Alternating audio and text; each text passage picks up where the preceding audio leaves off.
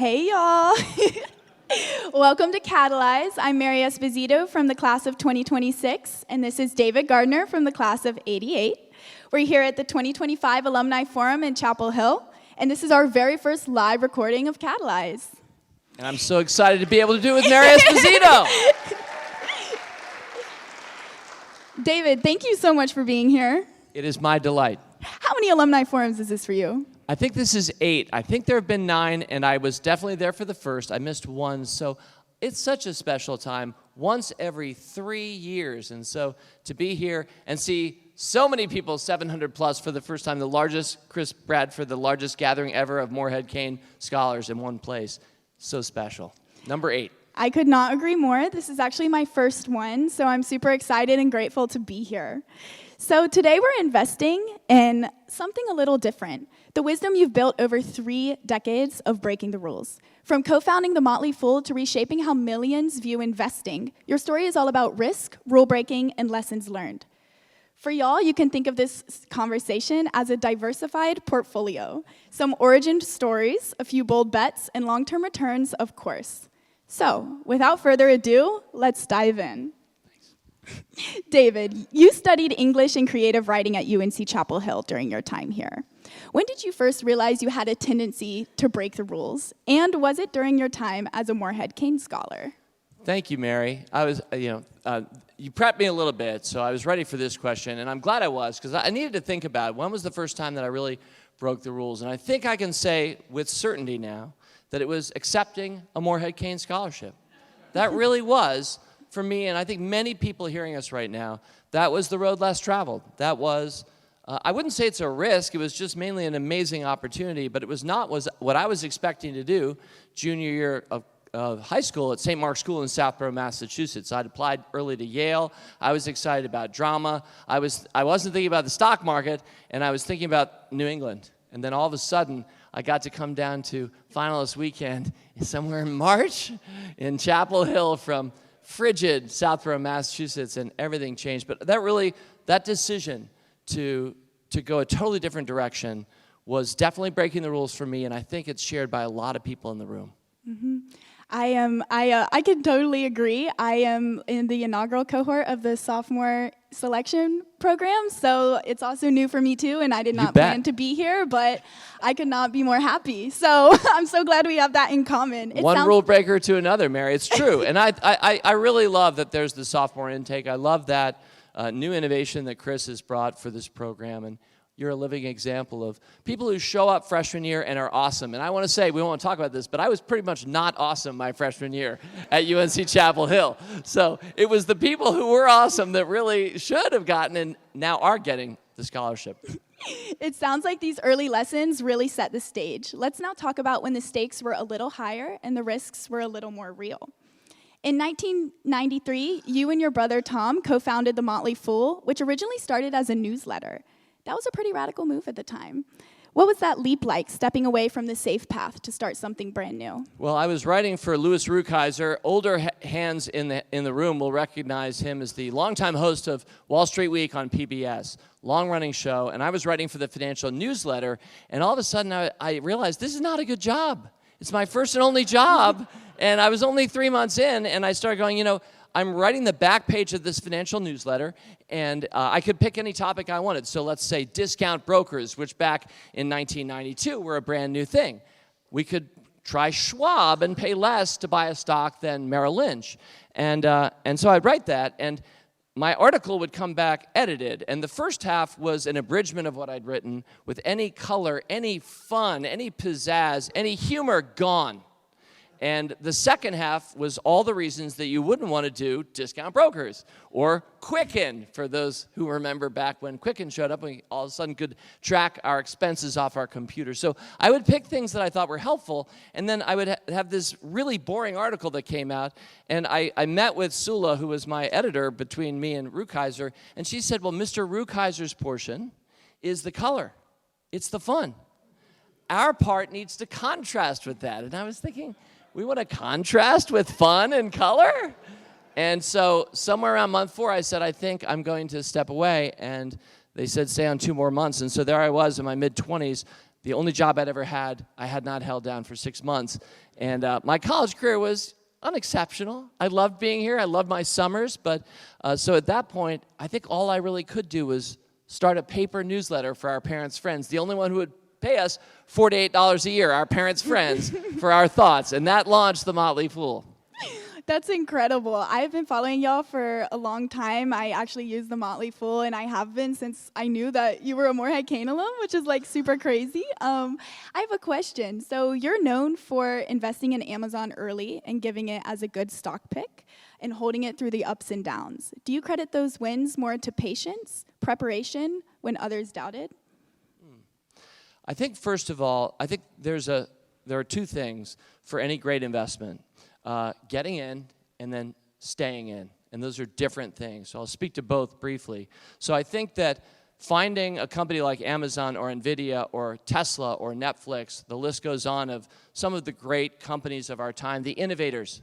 These are all in different industries doing completely different things, but they shared patterns that I started realizing, Mary, were helpful to realize which stocks are going to end up being big winners. And so I think we'll rattle through those in a little bit, so I won't say that now. But I'll just say pattern recognition around what's going to win, and then getting in never as early as the venture capital crowd, which is well represented in this room today. I wish I could get your cost bases, but unfortunately I have to wait for companies to go public before I can recommend them as stocks. But getting in as early still as we can is great. That's step one. Step two, Mary and everybody else, is of course holding. And for that Amazon investment, our original cost was $3, and it went to $95 after 5 years. And then 2001 happened, and it went from $95. There were a lot of Motley Fool members who loved us, loved that stock, and we watched it go from $95 back down to $7. And that hurts. That hurts a lot. And that's not the only time that Amazon or Tesla or Netflix or NVIDIA have made death-defying drops of 50% or more. In fact, it's going to happen several times anytime you find even the greatest companies, if you look to hold it for 20 or more years, which is what we typically do. And I think that patience part, the word you used, is something that is a virtue that few hold. And I think we live in a world where people are jumping in and jumping out of stocks. Even at an institutional level, the professionals often don't own on December 31st what they started with on January 1st of that same year. And so I think it's a two-step process.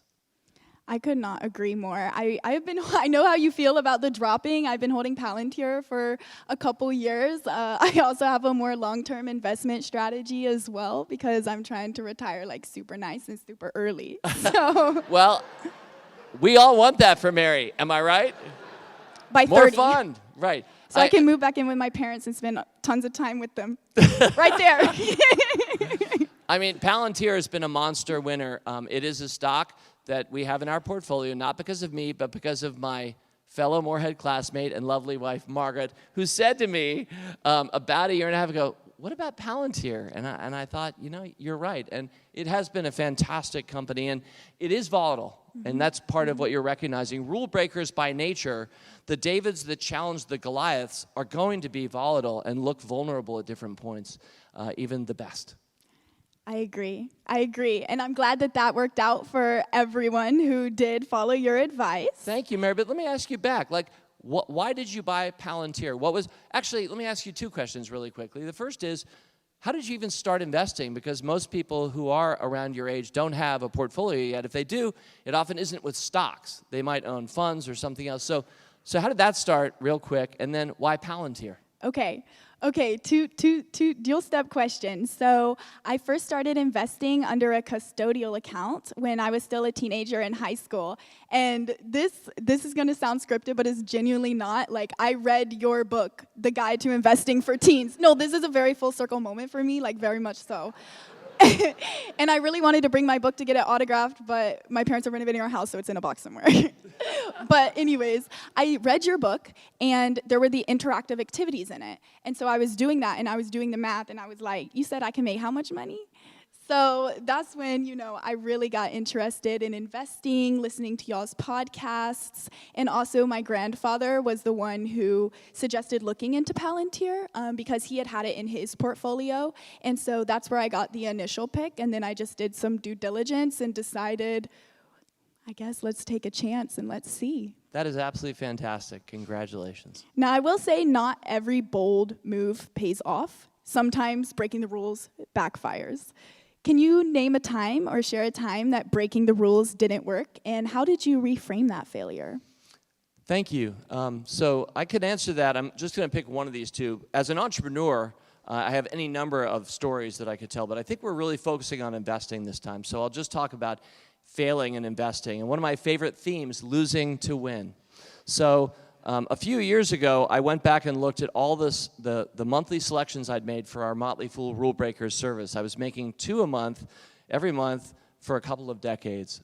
I counted it, and at that point, I had made 389 picks for members, some of whom had just joined a month ago, some of whom were with us all 20 years. And 389 picks, and here is a horrific fact, and it is a fact, at least it was when I calculated back then. Of those, 63 of those 389 picks that people were paying me for, believing along with me that these stocks are worthy and should be in your portfolio, never thinking headstrong that we're right, never thinking that any one company is going to take us to the moon, 63 of the 389 had lost 50% or more of their value. And this is me at my most mature phase where I've learned all the things that I think I need to, and I've picked for a few decades. 63 of my 389 had been cut in half or worse. And we get people who call after one bad day, they've just joined a Motley Fool service, stock went down 10%. I don't know what to do. Should I sell? Should I cancel the service? I'm thinking of canceling the Motley Fool service. And it's very understandable because people have actually, it's heroic even to save money in this world. That's hard to do on its own. When you actually forego the benefit you would have gotten from that money by instead investing it, and then you watch it go down or get cut in half, that doesn't ever and will never feel good. It didn't feel good to me either, but here's the good news. The good news is that in that same service of those 389 selections, the 63rd best performer was HubSpot, up 402%. And that was the 63rd. So if you're with me, and I think we're all mathematically inclined, because that's part of physical vigor, am I right? If you're still with me, that means that there are 62 that had done better than plus 402, and those horrifically bad picks I made were all minus 50, 75, never even minus 100. And the top pick at the time was Tesla. It's now Mercado Libre. It was up over 120 times in value. And on its own, that one pick actually wiped out every single one of the 63 minus 50%ers and still left money on the table. And in between Tesla and HubSpot were 61 companies, all of which were up between 5 and 100 times in value. And so what I started to realize over the course of those decades that I wanted to share in this book and with my friends today, our friends, is losing is overrated. You have to lose to win in this world. It's true not just in investing, it's true in life. It's true in business for entrepreneurs. I think we can all look back on times that we've lost, and that's part of winning. So that's a thought about, being really mediocre or worse and realizing when we break the rules, sometimes it hurts. Yep. I could not agree more with that. I am known for my 2 businesses now, but I have multiple failed ones, like organic dog treats, like jewelry, like all of that stuff. So could not agree more from the entrepreneurial perspective, but also from the investing perspective. I like to diversify my portfolio using dollar cost averaging, which is something that you talk a lot about on your platform. And my mom also likes to say it's not a mistake if you learn a lesson from it. So beautiful. You either win or you learn. And I love that you are dollar cost averaging. It's a phrase I'm sure that comes trippingly to the tongue of everyone here in the audience. But for those who are just hearing it on the Catalyze podcast and are not really clear what Mary just said, this is exactly what she and I and we all should be doing, which is we should be regularly saving and adding and buying some more, and not worrying about whether the market's going to crash next year or whether it's going to be a bad fall, but instead make a whole life commitment to investing, because you should be invested your whole life. And the earlier you get started, the more time you have to compound. But dollar cost averaging means basically just taking that even dollar amount and just putting it right back in to your portfolio, your funds, your Palantir, whatever it is, every 2 weeks. Come rain, come shine. That is such a better approach and such a less stressful approach than I think a lot of people think investing should be, where they think they have to know when the market's going to go down and what's going to happen next, and you really don't ever know. I don't. But I do know lower left to upper right over any time that matters. And so, yeah. Good job on the DCAing. Thank you. I like to zoom out and view it on like a macro level, especially because one of the greatest assets like we have as current Morehead-Cain scholars is time and youth. I like to zoom out and see how like the average annual return of the stock market over like 100 years or something still beats inflation. But I also like to use that as an application to life as well, how like when you zoom in, nothing is linear and there's going to be fluctuations, but when you zoom out, you know, that positive trajectory is very encouraging and empowering. That's fantastic. You know, I was reflecting with a friend recently that when I was at Carolina, I was, even as an investor, I was much shorter term in my thinking. And every year that I age, and I'm 59 now, I actually feel like I'm longer term in my orientation and thinking. And that really is bass-ackwards. And yet it's really true, and I don't know if you feel the same way, whoever you are, but I think it's fantastic, Mary, that at a young age you've achieved an ability to think big picture beyond the present day and to be running math and thinking about the long game, which is the only game worth playing. So great job. Exactly. I like to also view it as a chessboard where you sometimes have to sacrifice some pieces to get that checkmate too. You know what I'm saying? So, I do, except that I never actually win. Oh. Well, I don't know what to say to that. That's not my script. But anyway, okay. I mean, the only people who are still playing chess at my age are grandmasters. I mean, there are very few. It's one of those things where people tend to sort of hop off the wagon as they age. And the only people still playing chess at my age are really good, and I'm not going to play them. Okay, I accept that as a challenge. It seems these setbacks often clarify what we really value. At the Motley Fool, you call yourself the chief rule breaker. How has that identity shaped both your company and your life? Well, I think that obviously starting even before I had the phrase rule breaker, I was flipping through a book of quotations one night, and I was like, what are we going to call this paper newsletter for our parents' friends? And I just settled on Act 2, Scene 7 of As You Like It, which is, I think, the greatest scene in all of Shakespeare. But As You Like It, an incredibly great comedy, and it's just about fools. It's the greatest scene celebrating foolishness, going against conventional wisdom, having fun, making jokes. And I was there that night going, oh, there's the nondescript quote, a fool, I see a fool in the forest, a motley fool. And I just thought, you know, that's a fun place to be coming from now that I've lost my one job that I had up until after Carolina. You know, at least we can tell people ahead of time, we were fools when I pick a stock that goes down 50% or more. But then when you win, that's also fun because you can be like, well, those other people they're pretty wise, but we're fools, and here's what we think. But so I think even before rule breaker, I mean, calling yourself a fool and his money are soon parted, the name that we did, given the purpose that we had, was itself rule breaking. But then as we played it forward a few years, I started realizing that how people are thinking about investing is often leading them the wrong direction. They are very frequently not buying the best companies of their time. They live and grow up with Apple, and then they come to my brother and me at a book signing or a Motley Fool event. They're like, I had Apple. I had it. I had it for 1 year. The year was 1985, and I had it. It was so, and there's so many stories. In fact, part of not being afraid to lose 50% is the recognition that it's actually when you sell out or miss something that goes up 100 times in value. Do the math. That is far, far more costly than losing 50%. So I started saying, you know, I'm going to take a different approach to investing. We might talk about it a little bit more. Thank you, Mary. You know, one of my approaches is that I love to find stocks in the 52-week high list, not the 52-week low list, in order to buy that stock. And that's in part because what do winners do in life? What do winners do? Lose first. I like that. You're supposed to say win, but I mean... But then they do lose first. I really like that.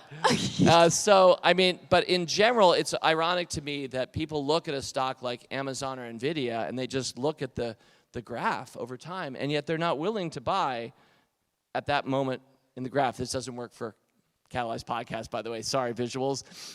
But as that stock goes up, people become increasingly unwilling to buy it because they say, I missed it, which are I would say that's 3 of the most harmful words you can have as an investor. Anyway, so I started adopting these rule-breakery ways, and then it started working for me, and I started deciding, I think it's because most other people are doing it differently. And so to close my shaggy dog answer, I'm chief rule breaker because, without any pun intended, I love the Davids, and in a world that is set up by Goliaths, and if you follow Goliath and play the game by Goliath's rules, you're always going to lose, as I do at chess, because it's Goliath. And so you have to find a new disruptive way, a think different approach to create new value. And of course, every one of the great companies we've already mentioned, and some more we will mention, have done that. They've broken the rules. They've been the Davids in their industries, and those are the companies that I love. So that's my title. And your name is very fitting as well. I didn't pick it. Thanks, Mom. This leads me really well into my next question, which is, if you could go back to your own scholar years, what would you invest in differently? Now, this can be interpreted in very literal terms, but also on a more holistic scale. Yeah, I think that I want to give myself credit first because I did take risks. And I do think that that is so valuable. And it's the younger you are, the more valuable it is to take those risks because you can bounce back. The older you get, the harder it is to take risks, and yet it's still so fulfilling, and fellow gray hairs, still so worth doing. And of course, if you're a rule breaker, you do that your whole life. You can't not do that. But I do think that for me, thinking back on who I was and what I was doing back then, I want to say that I was taking risks. But the advice that I think I would give myself in retrospect was recognize that the world is much bigger than you think and than you know. And for me, coming from a small private school, Carolina was a gigantic change. And in fact, in some ways, ironically, looking backwards, I'm so glad I'm here and that I went here. I married who I did, but it wasn't actually the right fit for me. It is a very large state university, and I was used to much smaller contexts. And so I started to withdraw a little bit. I didn't really have a great 4 years here because I started deciding, if you want to run the newspaper or get the lead in the play, that's like a 4-year journey. You have to work hard for 4 years to become editor of the DTH, and I was simply not willing to do that. and so, but I think then as we leave Carolina, we start to realize, okay, the world is a lot bigger than Carolina. And you start to just sense the incredible scale and then the history that's led and the goodness that's led to the scale that we take for granted sometimes today. So maybe also something to be said for taking more history classes, which I didn't have as much appreciation of at the time. But I would also give myself advice like sell AOL in 2001. Yeah. Buy any great stock even earlier. Those are jokes too easy to make, though. Thank you. Totally got you. And I would be taking notes right now, but unfortunately, I'm moderating this conversation. And by the way, this is Mary moderating for the first time, she told me, and what a fantastic job she's doing. Thank you. You are used to answering questions. You're used to performing, and you said to me just in the green room, just before we came on, and you also said this is a great opportunity for you to grow, because now you can see what it's like from the other side, and isn't that a constant intellectual curiosity, growth mentality? Love it. Thank you. I really appreciate that. Yes, usually I'm on the other side, but I was so excited for this opportunity to talk to you, so I'm here. Let's now move on towards some financial advice, which is what I know everyone came here to hear. You've just released a new book, Rule Breaking Investing, last month actually. Your book outlines 6 habits, 6 stock traits, and 6 portfolio principles. Unfortunately, we can't cover all 18 right now, but I was hoping you could give your top 3 of each. Thank you. I'm going to give my top 1 of each, because if I give them a top 3, we'll be giving me the hook. I will say, though, Mary, thank you. I'm going to give my favorite habit, my favorite trait, and my favorite principle. And thank you for outlining how the book is laid out, because we start with the 6 habits, because we could talk stocks, which we're about to, but if we're not actually doing it right in the first place, if we say Apple and then somebody doesn't hold Apple, it doesn't really matter that we said Apple. It's really about where we are and what our mindset is, and then the stocks. And then if you're doing habits and stocks, and I like stocks, we can talk funds too, I love stocks, but if you're doing those 2 things, you end up with a portfolio. And here again, most people don't necessarily have coaching or thinking around how to run a portfolio. The most frequent question I get on my Rule Breaker Investing podcast is, how many stocks should I have in my portfolio? Which is a very understandable question. It's also not the right question. There's no one answer to that. So let's do a flyby. In fact, I was realizing this the other day. I have 6 habits, 6 traits, 6 principles. That's 18. This is like, Augusta. It's the Masters. We're doing the drone flyby of 18, not holes, but things. We're just going to touch 1, 7, and 13. So 1 is habit number 1. And habit number 1 of the Rule Breaker Investor is rule number 1, let your winners run high. And I think you've already heard some from me about that. And I'll add to it that you're only ever going to get a 100 bag or a stock that goes up 100 times in value, which I hope Palantir eventually does for you, if you're willing to allow it to do that. It's amazing how many people had Amazon for a little while or had this or that, and then they got scared out. Maybe some person talking on TV telling them to sell one night, or maybe they just by nature worry about staying involved in the market when it goes down. The stock market goes down 2 years out of every 3. The stock market goes up 2 years out of every 3, otherwise I wouldn't be here. It goes down 1 year out of every 3, and those are hardwired numbers over the last century. So that means if you're invested for your whole life, which you are, Mary, you're going to have about 30 years or so of the stock market going down. And if you try to jump out before that or guess when that's going to be, I think you're really going to mess yourself up. So I've ridden the roller coaster all the way up and all the way down constantly. Rule number 1, let your winners run high. And when you truly allow excellence to become excellent, it is so fulfilling, satisfying, and enriching. My first trait, my favorite trait for rule breaker stocks is top dogs and first movers in important emerging industries. So real quick, the second part of that phrase, important emerging industries, let's light upon that briefly. The great companies, the great stocks come not because we're buying Coca-Cola now in its 2nd century of operations, but because we found an important emerging industry, a technology, and they are burgeoning. I had the great fortune, those around the class of 88, 89, 86, shout out to us. The internet showed up, like just a couple years after I graduated. That was an amazing plate tectonic shift. I had nothing to do with it, and I absolutely love that it did. And it's added so much value to our society and our lives. There are negatives around it too, but net, huge benefit. The same will be true of AI. AI is not an industry. It is a technology. It is a plate tectonic shift. And just as Uber and Airbnb showed up like 15 years after the internet started, there will be amazing AI companies that don't exist yet now, that 10 years from now, you'll be watching, I will too, because whole industries are spawned by plate tectonic shifts. So important, emerging industries. And then top dogs and first movers. I want to find the company that is led by the visionary who got things started. And more often than not, when it works so wonderfully. Jeff Bezos, people have mixed feelings about him these days. Elon Musk, Reed Hastings, Steve Jobs, the list goes on, Lisa Su, entrepreneurs who are basically driving ridiculous amounts of scaled value that I could never have understood at my small private school or even my large public university, a scale that extends across our world.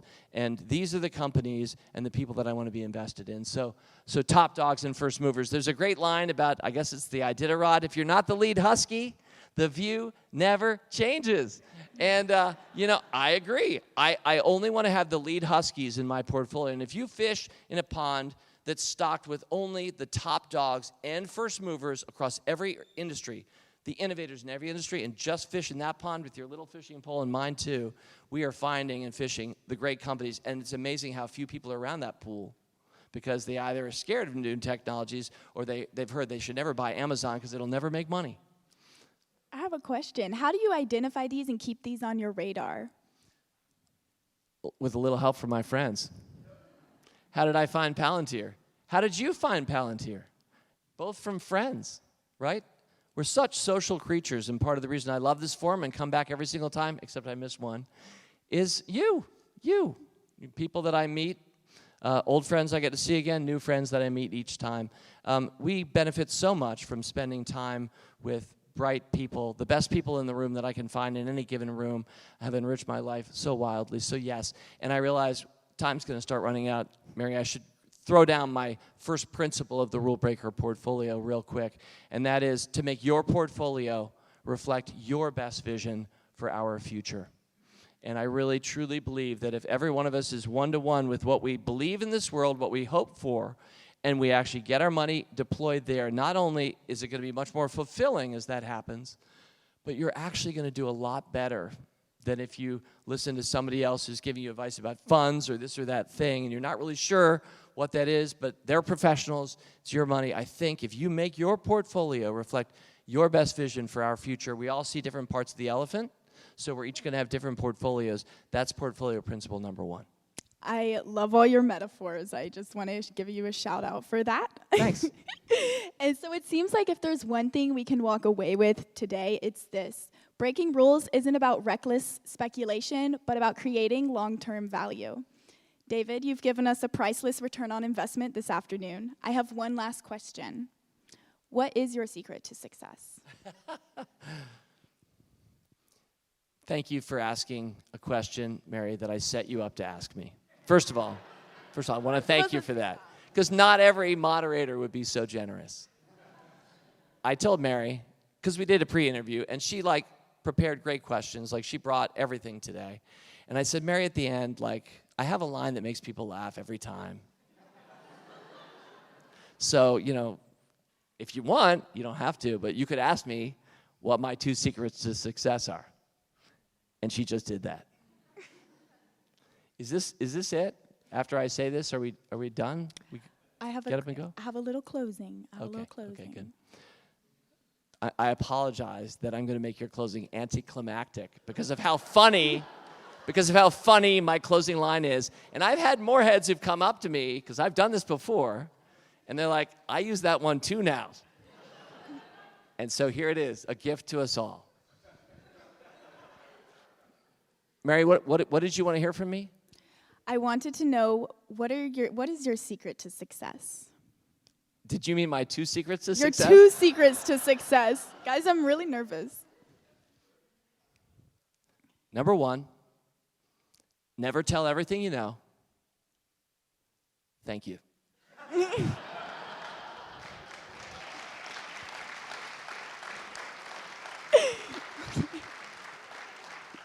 It works every time. I realize some of you were fake laughing just to make me feel good, but... David, thank you so much. And thank you to our first live audience. Y'all have been wonderful. And remember, none of this is financial advice, so you can't sue either of us if you make a foolish move. But it is life advice, and who better to receive it from than David Gardner, co-founder of the Motley Fool and Morehead-Cain class of 1988. Thank you for listening to Catalyze. I'm Mary Esposito from the class of 26, and that was David Gardner from the class of 88. You can let us know what you thought of this episode by following us on social media at Morehead-Cain or by emailing us at communications@moreheadcain.org. Please, one more round of applause for David. Great.